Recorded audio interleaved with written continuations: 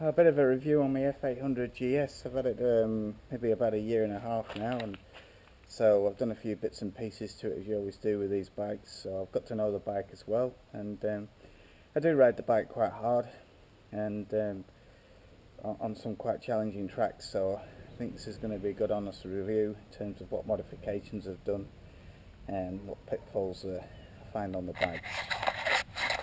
So there's the bike. I may as well start at the front and make my way back. First mod I did was got rid of those terrible front springs. I don't know, it's a shame really. BMW had the potential to turn arguably a great bike into a brilliant bike by having a little bit of foresight in terms of the suspension. This is a 2012-2013 crossover model, so it has a WP forks on it. But I got rid of the springs and put the Hyper Pro progressives on them. I find them much better. A bit frustrating, no adjustment on them, and maybe in time when I get a bit of money saved up I might just whip them out and throw the TourTech or some other brand full adjustable cartridge forks in. Front wheel, I've got a 1.6 rim XL on the front, and the hub is from Woody's Wheelworks in the States. And I built the wheel here myself in New Zealand with their cross-spoke design. Super strong front wheel. I did bend one of my BMW rims. They're a bit wider, the 2.6s, and really quite weak. To this thing I've given some quite hard riding on some of the riverbed trails around here. And I've had a couple of good dents on it and never bent the rims. So brake rotors, just wave ones which have bought off eBay for it. Just in here I ride quite a lot of gravel and rocky stony areas, and the bike at times gets a real blasting. I didn't want to take a risk, so I got rid of it and put one of the Australian Radguard on the front. Just much stronger, much more protection, and better airflow apparently. I've got no issues with it, but the last thing you want is to put a hole through the radiator from it. Stone guard on the front. Only a matter of time before I put my headlights in on this bike, so cheap insurance. Got the TourTech higher windbreaker, which is much better than the original BMW one for the road stuff, and it takes this, you can take all this stuff off quite easily with it. Crash bars, TourTech crash bars, all I can say really on these bikes, if you're riding them off-road, they're an absolute must. The amount of times I've had my bike on its side for whatever reason, and these have just stopped so much damage being done to the bike. You see marks on them here and there. Without them, all this would have been crushed and everything. So I think if you're going to take your bike off-road, get yourself a set of them. Bark busters on the front, TourTech ones, the original BMW ones, one for the better, were absolutely crap. With it, I've got the foldable mirrors here, which are quite good. You can take them off-road and have all the RAM mounting systems on them. But if you do bang anything, they just fold, which is quite good. This is a really good piece of gear that I put on, the Rally Motard RM3 they call it, Australian company. It's basically a steering dampener. It makes a massive difference on the bike, especially in the gravel and sand. If you get it all the way up to maximum resistance, it really does help you stop your bars from bashing backwards and forwards or getting wobble on and things. So again, for me personally, for the riding I do, that was a good investment from it. I've got the this switch here actually is the, I think it's Burnstone Motors in the States sells a switch where you can just disable your ABS, and on some of the newer bikes you've got a bit more control. But when I'm riding off-road, I just completely disable my ABS. If you stall your bike, I can't be bothered. You know, you might forget to turn your ABS off, and I've been caught short a few times, especially going down hills where my brakes were just non-existent. So I just switch this thing off. A little unit that fits under your seat here, quite simple to fit, plug and play. So if you ever sell a bike, you can put it back to its original things, no issue. Got the wider thing on the on the side stand there, oh, it's a must. Christ, if you're in boggy areas, it makes so much of a difference to have that bigger, wider foot brake.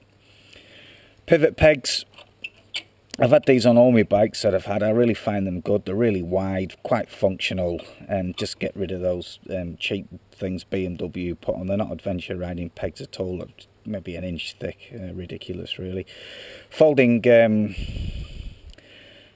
brake lever pedal, again, this is quite a few knocks on the side. If you drop your bike, it just crunches up like this instead of putting the load through your transmission. I modified my rear passenger pegs on this bike. Basically chopped them off and made some adapters so I can put it on if I get in a pilliards, because one of the things that can happen, and there's a few people I've known of it happen too, is they drop the bike and these peg things stick out here and they end up twisting the rear subframe with it. A real bad design from BMW, really. Or if you're going to do that, make like KTM do, or a few of the other bikes where you can unbolt them and actually fully remove them. Because for off-road they're a pain for a lot of reasons. Your legs catch on the back of them, you can't move around the bike, so I just chop them off and put a bit of an adapter. Muffler, I was on it when I bought the bike. I don't know whether it adds any more performance to the bike or not. You hear a lot on the internet, but it certainly makes it sound a lot better. Two-tack on the back with the pannier rails. Actually, they spend more time protecting the bike than what I do carrying stuff. Yeah, they do add a little bit of extra weight, but once you get used to this bike off-road, they're not too much of a hindrance with it. I've got the SW Motec rear axle sliders on this bike, and you might think, why? I don't know if you can see it, but just under here. They do work, actually. I've been down the gravel a few times and it just stops all this getting stretched and just gives you a little bit of distance on the back. So for me personally, I actually think they're good. On the front, I've never really had an issue with this bike, so no issues with that.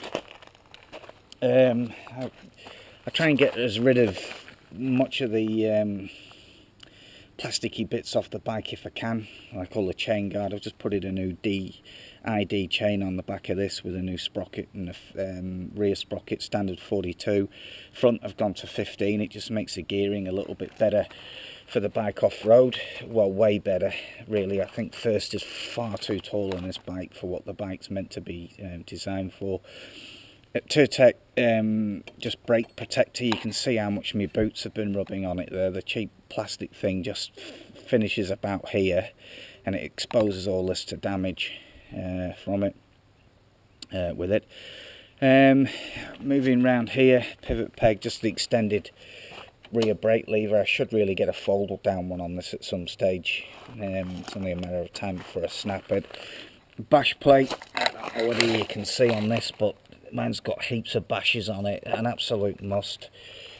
Some of these bikes, the BMW ones, don't come out with anything or a cheap bit of plastic, but get rid of that. Whatever brand you choose to use is up to you, but an absolute must, especially if you're doing a lot of rock riding and things with it. So I think that's probably about it in terms of, oh sorry, the mudslinger on the back. For me it's a must. I do a lot of mud stuff, and before I had this, my shock absorber was just completely, rear shock was just completely laced in mud all the time. Just not worth the hassle, to be honest. Just packed with mud. So I just stuck this thing on it, and it doesn't restrict the bike at all, but just keeps all this part of the bike really clean. So I think it's good value with it. Yeah, apart from that, the bike gets well used. I have a lot of fun on it, actually. I've had the R1150GS, which was a big lump, and I tried the 650 version, which is quite a good bike, like the old Dakar or Satar as they call it now. And but on long runs, it wasn't really. Long runs of tarmac, it wasn't really that good, and this is a good compromise. And actually now I've got used to it off-road and we're whacking a few videos up. It's actually not a bad bike. What don't I like about the bike? Well, you haven't got much choice with these big adventure bikes. It's a big lump. I think the 200 kgs plus, you know, if you drop them. But I'm used to it now. I can pick it up no hassle, just with techniques. I'm actually getting more proficient riding it slower off the road. It's just practice, got to practice. But they are heavy. What don't I like about the bike? Well, the suspension, the stock standard suspension is just crap. I mentioned earlier on, they really let themselves down, BMW, with it. You know, it's a good bike, could have been a phenomenal bike with adjustable suspension, and I'll do that at some stage. Apart from that, I really enjoy riding it. Really, it's a good all-round bike. It's good for touring, good for gravel roads. It can do the muddy stuff, bog holes. It's only as good as what the rider is from it. Quite an adaptable bike. Pokey enough for me on the roads. Plenty of twisty roads here in New Zealand, and to be honest, like I ride the Rimatuka Hills a lot backwards and forwards to work, and it's all about the rider, to be honest. You can keep up with sports bikes on the twisties with this bike, no problem. You know, if you're used to riding the bends. Yeah, so good old bike. Hopefully the review's been useful. If you've got any questions, just give me a shout. Thanks.